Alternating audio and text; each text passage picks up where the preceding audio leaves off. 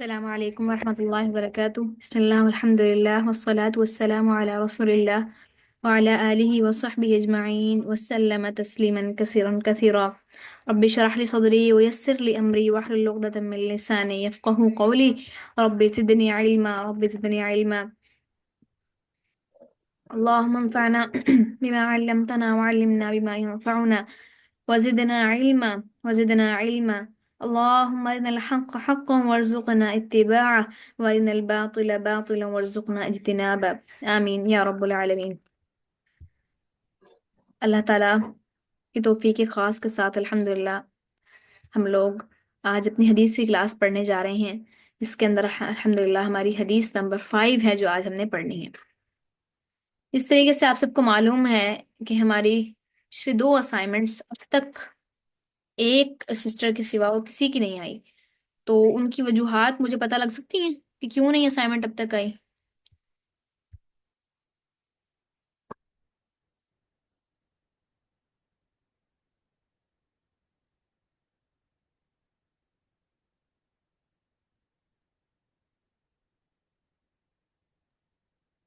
السلام علیکم۔ آپ کی میں نے تیار کی ہوئی ہے، بس میں کلاس کے بعد آپ کو بھیجتی ہوں۔ جی ٹھیک ہے انشاءاللہ۔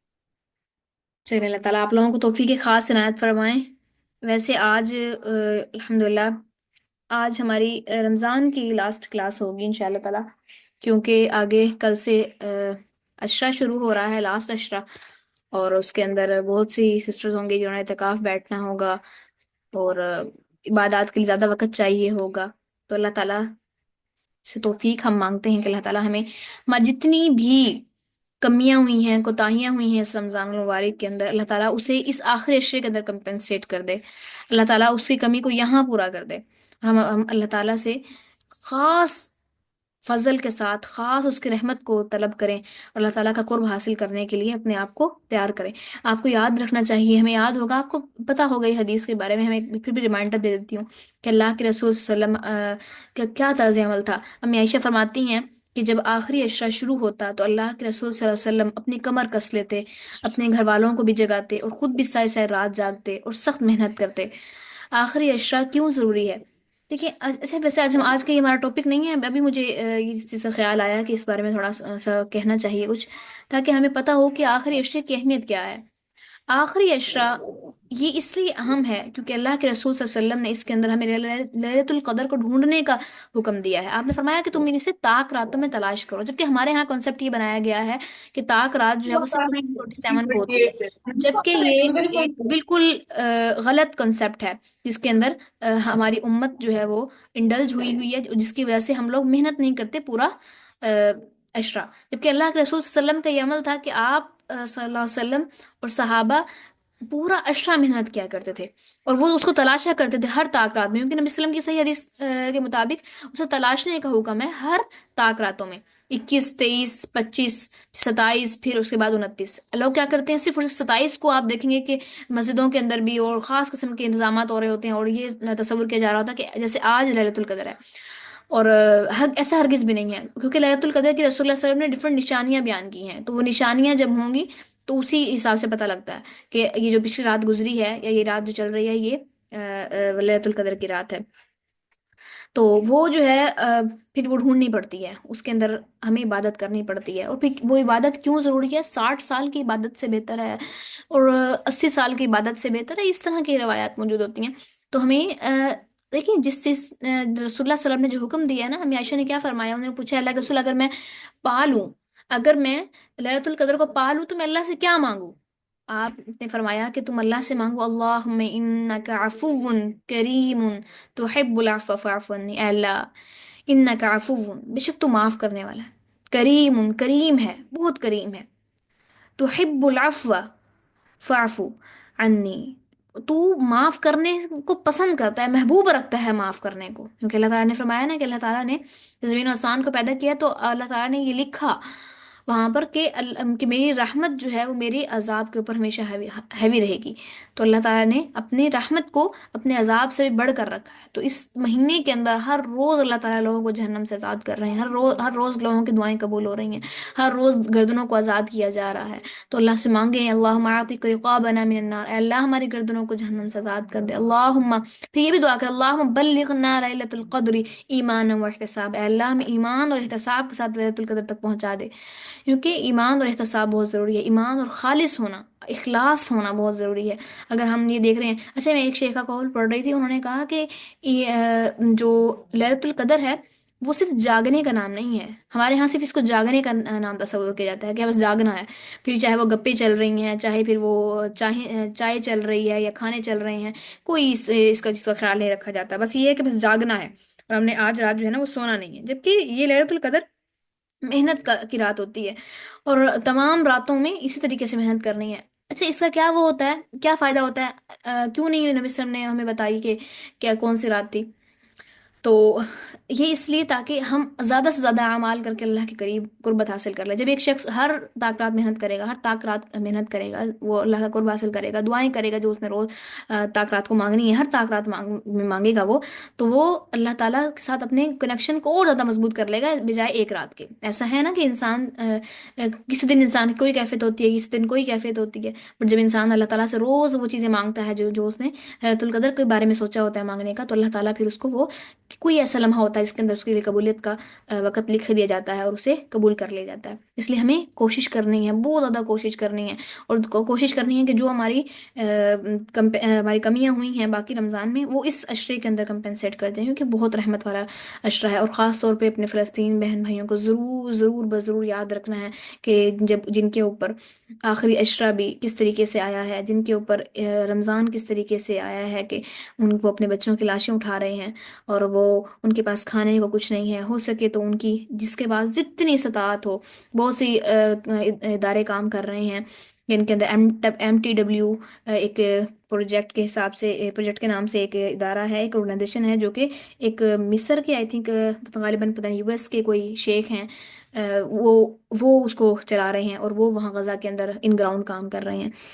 تو اسی طریقے سے ہمارے یہاں پاکستان کے اندر خدمت بھی کام کر رہی ہے. ان کی بھی لاسٹ ڈیز میں ان کا جو کھیپ ہے وہ پہنچی ہوئی تھی وہاں پر، غزہ سے ویڈیوز آ رہی تھی. تو کوشش کریں کہ اس رمضان جو اپنے صدقات ہیں، فطرانہ ہے، زکوٰۃ ہے، وہ ان لوگوں کو ادا کریں. میں سمجھتی ہوں کہ اس وقت ان سے زیادہ کوئی اہل نہیں ہے اس چیز کا، کیونکہ ہم لوگ سب نے کوئی جتنا مرضی غریب ہو، وہ حالت امن کے اندر موجود ہے. وہ کھا رہا ہے، اپنے گھر میں پی رہا ہے، اس کو دینے کے لیے اور بہت لوگ ہیں. بٹ وہاں سچویشن بہت ورس ہو چکی ہے. وہاں لوگوں کے پاس علاج کے لیے پیسے نہیں ہیں. ان کے پاس اینستھیزیا کے بغیر، ابھی میں دیکھ رہی تھی کہ 7 گرلز کی ایک، کیا امیجن کریں کہ 7 لڑکیاں ہیں جن کی اینستھیزیا کے بغیر ان کے پاؤں کاٹے گئے ہیں کیونکہ وہ بے جان ہو چکے تھے. تو امیجن کریں کہ اس تکلیف کو، اس کیفیت کو تو ہم لوگ تو نہیں امیجن کر سکتے. ہم لوگ تو چاہ کر بھی نہیں اس چیز کو اپنے دل و دماغ کے اندر سوچ بھی سکتے کہ جو ان لوگوں پر گزر رہی ہے. تو اللہ تعالیٰ سے دعا ہے کہ اللہ تعالیٰ اس امتی مسلمہ کے حال پر رحم فرمائے. اللہ تعالیٰ مسلمانوں کی مدد فرمائے. اللہ تعالیٰ مجاہدین کی مدد فرمائے. اللہ تعالیٰ جو غزہ کے اندر جتنے بھی محصورین ہیں، اللہ ان کی مدد فرمائے. اللہ تعالیٰ ایمان والوں کا ساتھی ہو جائے. اللہ تعالیٰ ہمارے مسلمان حکمرانوں کو ہدایت عطا فرمائے. اللہ تعالیٰ ہمارے مسلمانوں کو ہدایت دے کہ ان کے حق میں آواز اٹھائیں. اور اللہ تعالیٰ مومنوں کا ساتھی بن جائے، ان کا ہمدرد بن جائے. اللہ تعالیٰ ویسے بھی بہت زیادہ لوگوں کے ساتھ ہے، لیکن اللہ تعالیٰ دیکھیں، میں سمجھتی ہوں کہ اللہ تعالیٰ آزما رہے ہیں سب کو. یہ سچویشن ایسی ہے کہ یہاں پر لکھے جا رہے ہیں لوگ کہ کون کس طریقے سے رٹ کر رہا ہے، کون کس، اللہ تعالیٰ تو دیکھ رہے ہیں. اب میں دیکھیں ایک بات یاد رکھیے گا، میں جب بھی اس غزہ کے میٹر کے اوپر کوئی بات کرتی ہوں یا کچھ کہتی ہوں تو میرے دماغ کے اندر صرف ایک بات ہوتی ہے واللہ کہ حضرت شعیب علیہ السلام کی قوم کے بارے میں آپ کو پتا ہوگا کہ ان کی قوم پر عذاب آیا. کیوں عذاب آیا؟ کہ وہ ان عذاب جب آیا ان کی قوم کے اوپر تو 3 گروہ تھے اس قوم کے اندر. ایک گروہ وہ تھا جو ظالم تھا، اور ایک گروہ وہ تھا جو ان کو منع کرنے والا تھا، اور ایک گروہ وہ تھا جو خاموش تھا، جو نیوٹرل تھا. وہ کہتا تھا نہ میں ان کو کچھ کہتا، نہ میں ان کو کچھ کہتا، آئی ایم سائلنٹ. تو اللہ تعالیٰ نے کا جب عذاب آیا تو اللہ تعالیٰ نے 2 گروہوں کو تباہ کر دیا، اور صرف ایک تھا جو فلاح پانے والا تھا اور جس کو عذاب سے بچا لیا گیا، اور وہ گروہ وہ تھا جو انہیں منع کرتا تھا.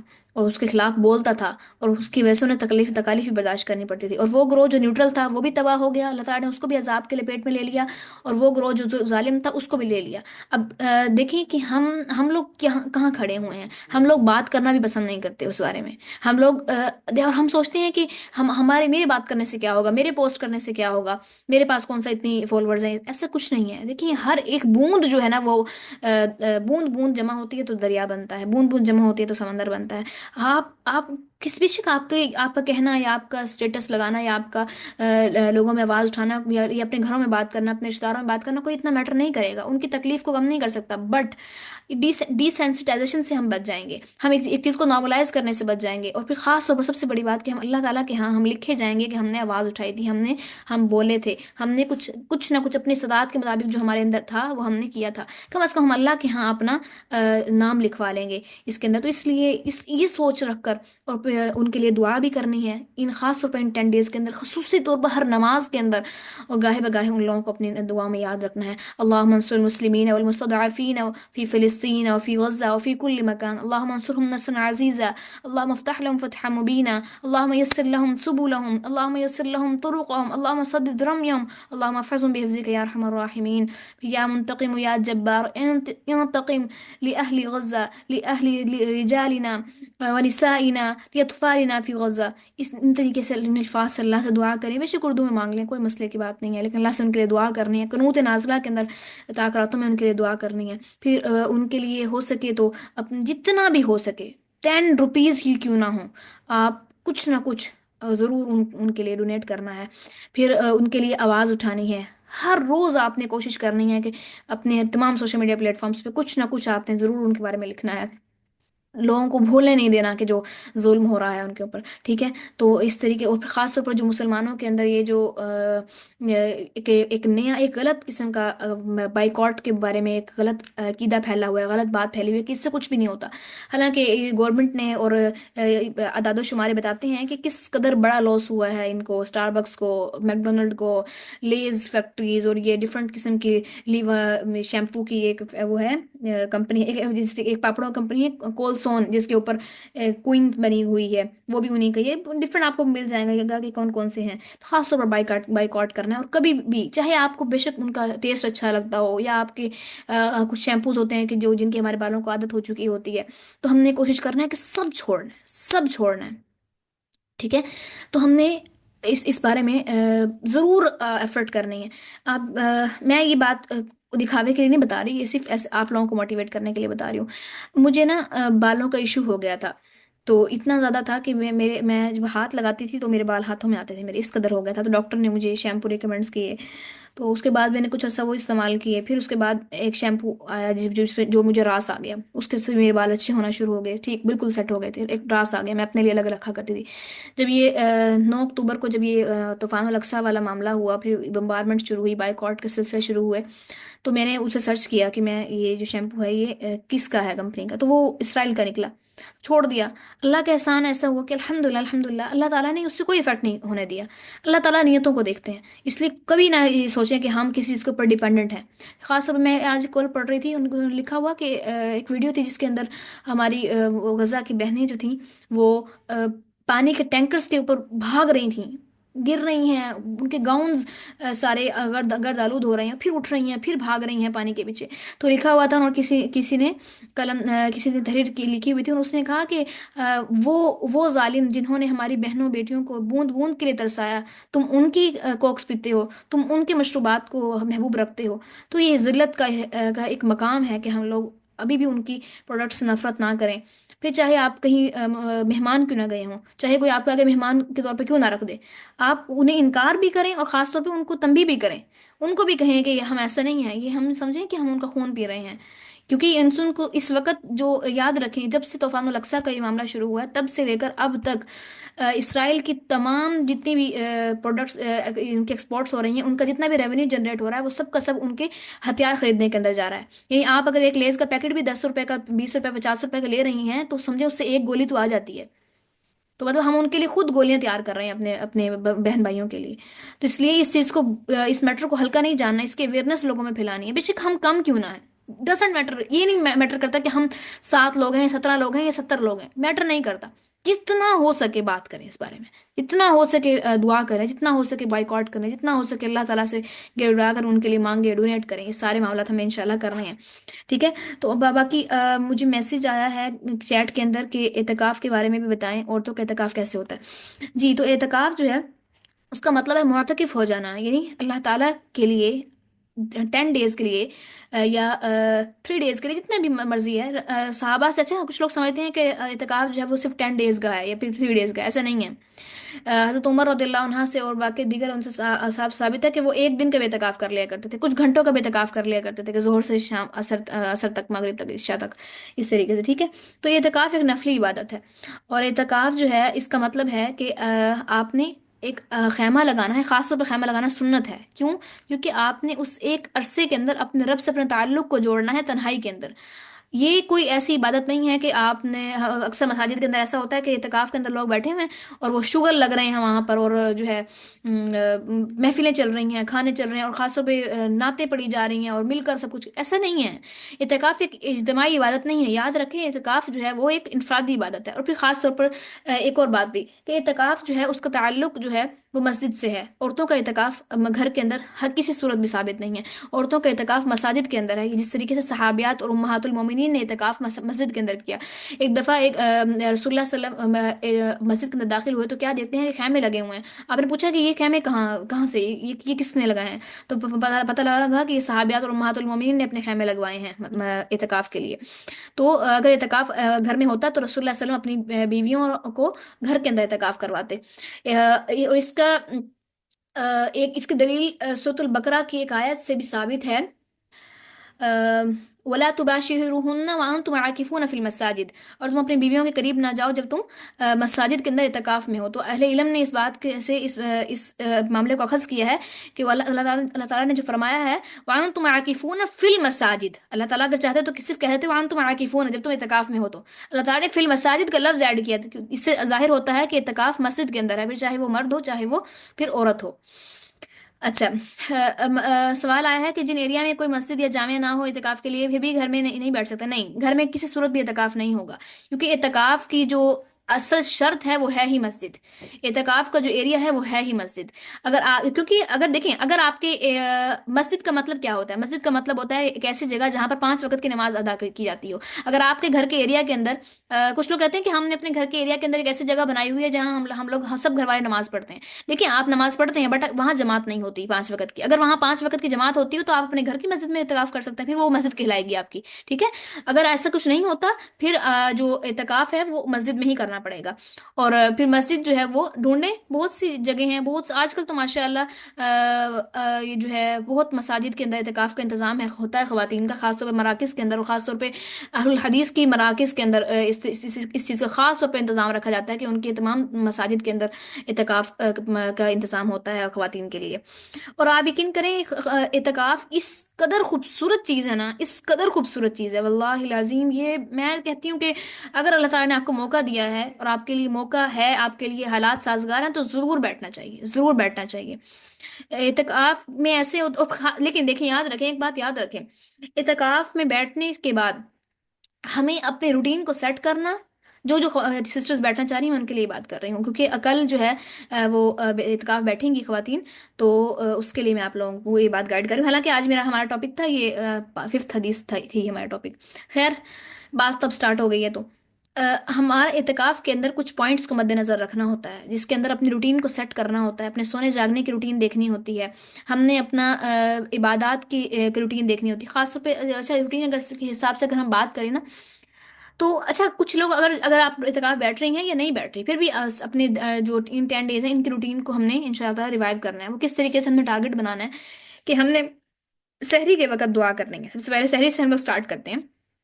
सहरी के वक्त हमने दुआ करनी है, क्योंकि अल्लाह ताला फरमाते हैं कि ईमान वालों के अल्लाह ताला सिर्फ बयान करते हैं कि वो इस्तगफार करने वाले हैं सहरी के वक्त। तो सहरी के वक्त इस्तगफार करना है। खास तौर पे हमने, अगर कुरान, इतना टाइम है आपके पास कि आप कुरान पढ़ सकें तो कुरान भी पढ़ लें, क्योंकि कुरान की भी बहुत फजीलत आई है उस सहरी के वक्त पढ़ने में। ठीक है। तो कुरान पढ़ लें थोड़ा सा, थोड़ा सा जो है ना, आप استغفار کریں. پھر اس کے بعد آپ سحری کریں. سحری کے بعد آپ سنتیں پڑھیں. سنتیں پڑھیں. اذان ہو جاتی ہے مسجد کے اندر، تو خاص طور اذان ہو جاتی ہے، تو آپ نے فوراً فوراً اپنا کھانا چھانا سمیٹنا ہوتا ہے، سب کچھ کر کے پھر آپ نے 2 رکعت پڑھنی ہوتی ہے. 2 رکعت کے بعد آپ دعائیں پڑھیں جو سنت کے بعد کی دعائیں ہیں، جیسے کہ اللہم انی اللہم اجعل فی قلبی نورا فی بصری نورا، یہ والی دعا ہے پوری. یہ دعا اللہم انی اسألک علما نافعا ورزقا طیبا وعملا متقبلا، یہ دعا. پھر اس کے بعد آپ جماعت کھڑی ہو جاتی ہے نماز کے لیے، نماز پڑھیں. نماز کے بعد نماز کے اذکار کریں. نماز کے فرض نماز کے بعد کے جو اذکار ہوتے ہیں وہ کریں. پھر اس کے بعد اذکار کریں اسی جگہ پر بیٹھ کر. اذکار کریں اپنے جو صبح کے اذکار ہیں وہ کریں. پھر اس کے بعد قرآن پڑھ لیں، کیونکہ اللہ کے مسلم فرمایا کہ اللہ تعالیٰ قرآن میں فرماتے ہیں کہ جو ان قرآن الفجر کان مشہودا، جو فجر کا قرآن ہے وہ پیش کیا جاتا ہے، یہ فرشتے نام لے کر اللہ کے آگے پیش کرتے ہیں کہ اس نے فجر کے بعد قرآن پڑھا ہے. تو قرآن فجر کے بعد قرآن پیش کیا جاتا ہے، تو فجر کے بعد قرآن پڑھیں. پھر قرآن پڑھ جیسے یہ آپ اتنا سب کچھ کریں گی تو اتنا سب کچھ نوٹس میں کیا ہے میں نے بھی یہ چیز، کہ جب ہم اتنا سب کچھ پڑھ لیتے ہیں تو اس کے بعد فوراً ہی ٹائم دیکھتے ہیں تو سورج نکل چکا ہوتا ہے. سورج نکلنے کے پھر 15 منٹ ہم نے ویٹ کرنا ہے، پھر اتنا آپ قرآن پڑھ لیں، ٹھیک ہے. 15، کیونکہ سورج نکلنے کے فوراً بعد ہم نہیں اشراق پڑھ سکتے. 15 منٹ ویٹ کرنا ہے. 15 منٹ ویٹ کرنے کے بعد پھر ہم نے اشراق کے 2 نفل پڑھے. پھر اس کے بعد ہم لوگ جو ہے پھر آپ اپنی جگہ سے اٹھ جائیں. اتنا اتنا آپ نے کر لیا. رسول اللہ نے فرمایا جو شخص فجر کی نماز کے بعد سے لے کر اشراق سورج نکلنے تک وہاں بیٹھا رہے اپنی جگہ پر، اور پھر اس کے بعد وہ 2 رکعت پڑھے، تو اسے مقبول حج اور عمرے کا ثواب ملتا ہے. مقبول یعنی قبول، اللہ کے ہاں انشاءاللہ قبول. تو اتنا بڑا اس کا اجر ہے. ہم لوگ اتنے پیسے بھرتے ہیں وہاں جانے کے لیے، اور اگر ہم اتنا چھوٹا سا عمل کر لیں تو ہر روز ہمیں اس کا اجر ملے، چاہے پھر وہ رمضان ہو یا غیر رمضان. پھر اس کے بعد آپ اپنا قرآن کی آپ روٹین سیٹ کر لیں اپنی، کہ میں نے قرآن پڑھنا ہے. کیونکہ قرآن زیادہ پڑھیں. چاہے آپ اعتکاف میں رمضان کے اندر، کیونکہ رمضان کا تعلق ہے وہ قرآن کے ساتھ بہت گہرا ہے. شہر رمضان الذی انزل فیہ القرآن، اللہ تعالیٰ نے رمضان کا جہاں ذکر کیا وہاں قرآن کا ذکر کیا، کہ رمضان جو ہے وہ رمضان میں قرآن نازل ہوا ہے. تو رمضان کا تعلق قرآن کے ساتھ ہے، اس لیے قرآن زیادہ سے زیادہ پڑھیں. کوشش کریں کم از کم کچھ نہیں تو ایک قرآن مجید تو لازمی ختم کریں نا. کیونکہ رسول اللہ صلی اللہ علیہ وسلم کا یہ معمول تھا کہ آپ صلی اللہ علیہ وسلم رمضان المبارک کے اندر جبریل علیہ السلام کے ساتھ دورہ کیا کرتے تھے قرآن کا. وہ نبی صلی اللہ علیہ وسلم کو دورہ کروایا کرتے تھے قرآن کا. تو ہمیں بھی ضروری ہے کہ ہم کم از کم ایک مرتبہ تو قرآن مجید کو ہم ختم کریں. پھر اس کے ساتھ کوشش کریں کہ رمضان المبارک کے اندر جیسے اعتکاف کے اندر تو آپ فری ہوتے ہیں، کوئی کام نہیں ہوتا اتنا، تو آپ عربی پڑھ لیں. پھر اس کے بعد آپ اپنا قرآن شروع کریں ترجمے اور تفسیر کے ساتھ. بے شک آپ ضروری نہیں، آپ یہ نہیں بنائیں اپنا ٹارگٹ کہ میں نے اسی رمضانی 10 ڈیز میں قرآن ختم کرنا ہے ترجمے کے ساتھ، نہیں. پھر ہم قرآن کی جو اصل روح ہے اس تک نہیں پہنچ پائیں گے، اس سے ہم عاری ہو جائیں گے. تو قرآن کو بے شک آپ 2 پارے پڑھ لیں 10 دنوں میں، 3 پارے پڑھ لیں 10 دنوں میں، تفسیر اور ترجمہ اور تفسیر کے ساتھ. ترجمہ تفسیر کا مطلب یہ کہ آپ کو آیت سمجھ آ جائے کہ آیت کا مطلب کیا ہے، آیت کا شان نزول کیا تھا، یہ آیت کیسے ہوئی، اس کے آگے پیچھے سیاق و سباق کیا، اتنا بس کافی ہے. ٹھیک ہے. اس کو اور خاص طور پر اس تفسیر سے، اس قرآن کی آیت سے میرا کیا تعلق ہے، مجھے یہ آیت کیوں، کیا مجھے میسج دے رہی ہے. اس کے لیے جو ہے نا آپ لوگوں کی جو کورس کی بھی ریفرنس تفسیر میں نے آپ کو ریکمینڈ کی تھی، تفسیر القرآن، تفسیر تیسیر القرآن، شیخ مولانا عبد الرحمن کلانی صاحب کی تفسیر جو ہے وہ اتھینٹک ہے، بالکل اتھینٹک صحیح حدیث کے ساتھ.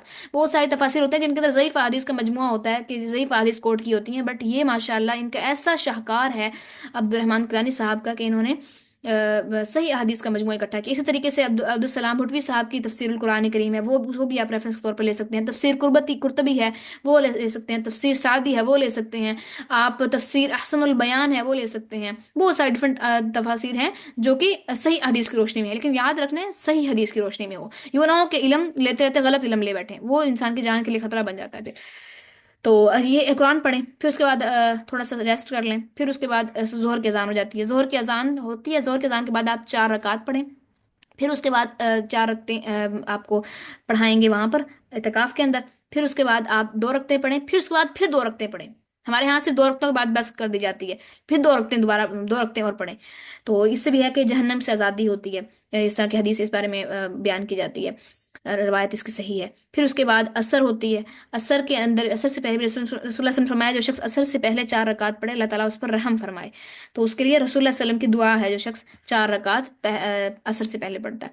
پھر عصر کے بعد جو ہے نا، عصر کے بعد بس آپ سب چیزیں چھوڑ دیں، چاہے پھر آپ گھر میں موجود ہیں اعتکاف کر رہے ہیں اعتکاف نہیں کر رہے. عصر کے بعد سے لے کے مغرب تک کنٹینیوسلی جو ہے نا اذکار، پہلے تو اذکار، عصر کی نماز کے بعد فوراً اذکار کریں، اور پھر اس کے بعد دعاؤں میں لگ جائیں. عصر اور مغرب کا وقت دعاؤں کے لیے وقف کر لیں، فل دعائیں اور دعاؤں کے لیے. خاص طور پہ میں آپ کو ایک ایپ بتاتی ہوں جو کہ اتھینٹک ایپ ہے، ان کا ہے استاذہ نگہت ہاشمی ہے، آئی تھنک فرحت ہاشمی، النور پبلیشن کا ہے، پھر خدا ان لوگوں کا ہے ایپ نا. اور بہت ماشاءاللہ کمال ایپ ہے. ان لوگوں نے ساری صحیح احادیث کے اندر جو موجود ہیں دعائیں، وہ اور صحیح احادیث کے اندر جو موجود ہیں اور جو صحابہ نے مانگی وہ تمام دعائیں ان لوگوں نے اکٹھی کی ہوئی ہیں.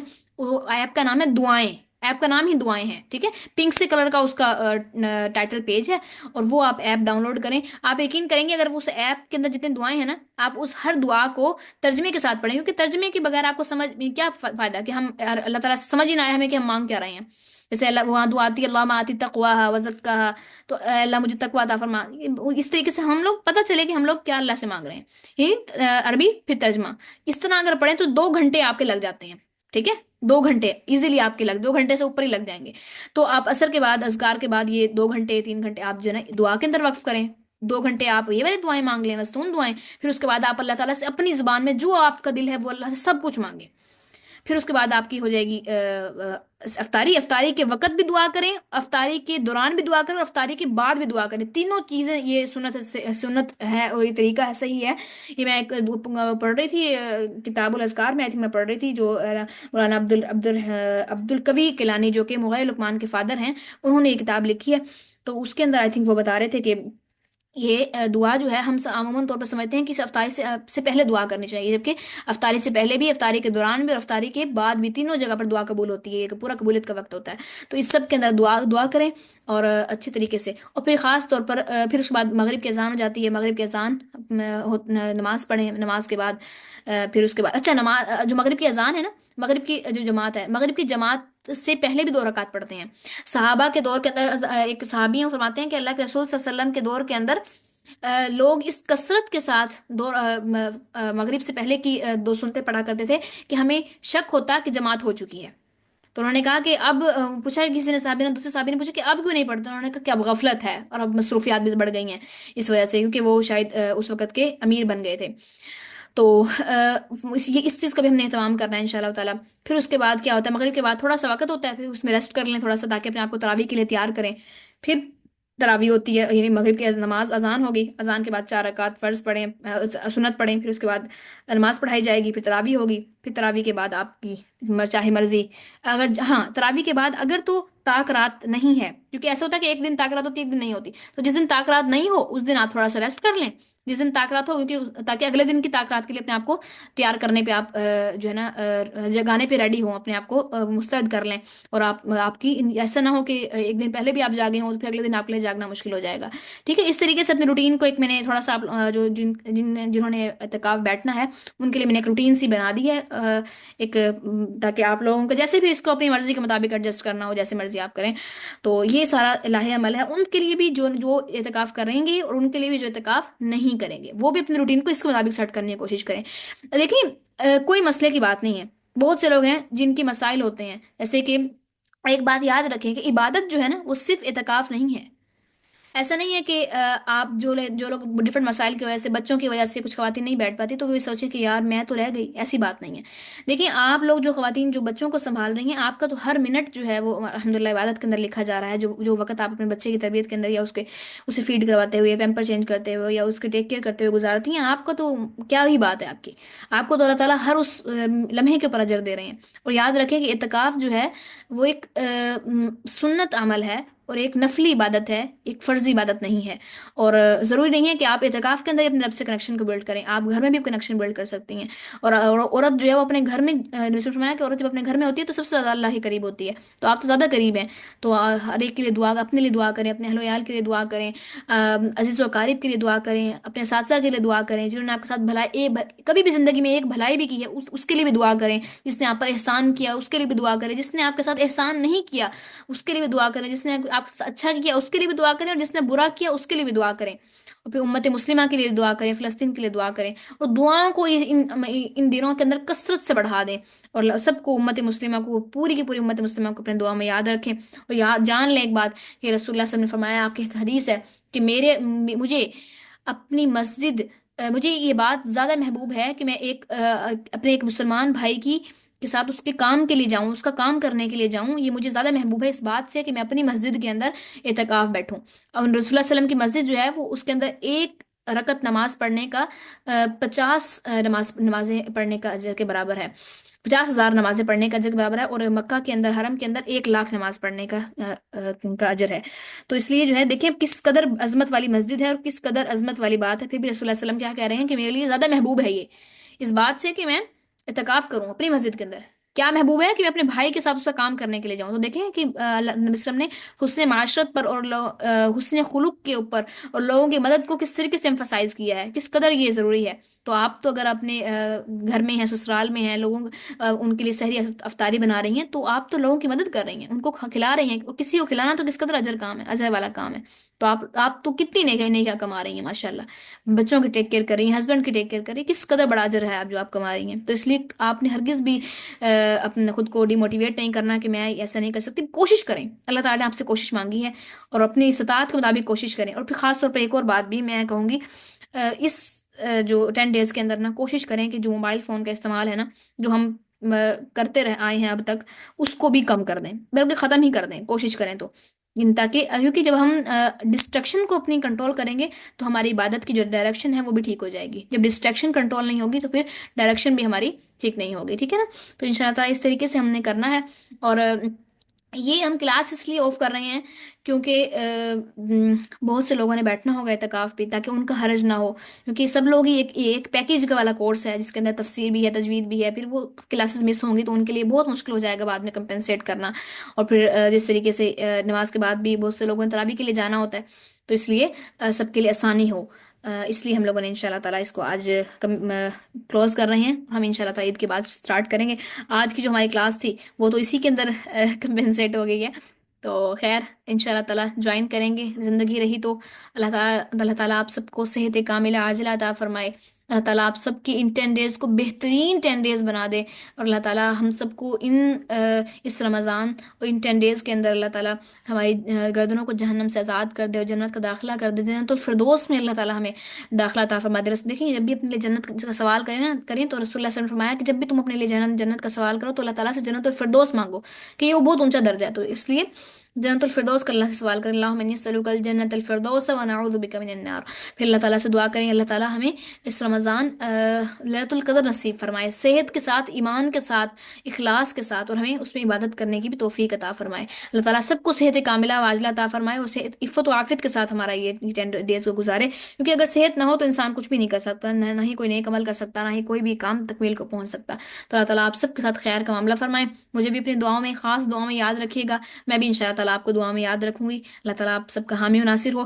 کسی کا کوئی کویشچن ہے تو وہ کر لیں، آج کا جو ٹاپک تھا وہ سسٹر زہرا بطول کے نام ہو گیا ہے الحمدللہ۔ تو امید ہے کہ ہمیں بہت کچھ سیکھنے کو ملا ہوگا، اور ہم نے ایک روٹین کو الحمدللہ دیکھا ہوگا، کوئی مسئلہ نہیں اگر آج کلاس نہیں ہوئی تو ہم نے ایک روٹین کو سمجھ لیا ہوگا۔ امید ہے مجھے کہ ہم سب کو موٹیویشن ملی ہوگی، مجھے بھی یقین کریں آپ لوگوں سے بات کر کے نا بہت سی چیزیں ہوتی ہیں جو میرے مائنڈ میں نہیں ہوتی کلاس سے پہلے، بٹ آپ سے بات کرنے کے بعد پھر میں بھی ان چیزوں کے بارے میں سوچتی ہوں کہ جو میں نے بولا تو یار یہ کرنا ہے، یہ چیز بہت صحیح نکل گئی، اللہ تعالیٰ نے بلوا دی ہے وہ چیز، تو یہ چیز ایک ریمائنڈر تھا۔ تو یہ چیز میں آپ لوگوں کو کوئی نصیحت کرنے نہیں یہاں بیٹھی ہوتی، میں خود بھی سیکھ رہی ہوتی ہوں۔ تو کسی کو کویشچن ہے کوئی تو وہ بتائیں، ہم اس کو ایڈریس کرتے ہیں، ورنہ پھر ان شاء اللہ تعالیٰ وائنڈ اپ کرتے ہیں، اور پھر ان شاء اللہ تعالیٰ ہم ملیں گے آفٹر 10 ڈیز، اور چھٹیاں عید کی ہماری بس 3 ہی ہوں گی، زیادہ نہیں کریں گے، ٹھیک ہے۔ تو ان شاء اللہ تعالیٰ پھر ملاقات ہوگی عید کے 4تھ ڈے پر ان شاء اللہ۔ کوئی سوال ہے تو کریں، پھر ہم ان شاء اللہ تعالیٰ ورنہ وائنڈ اپ کرتے ہیں۔ بارک اللہ فیک سسٹر زہرا، اللہ تعالیٰ آپ کو بہت زیادہ عزتیں عطا فرمائے، محبتیں اور خوشیاں عطا فرمائے، اللہ تعالیٰ آپ سے راضی ہوں اور آپ کو راضی کر دیں۔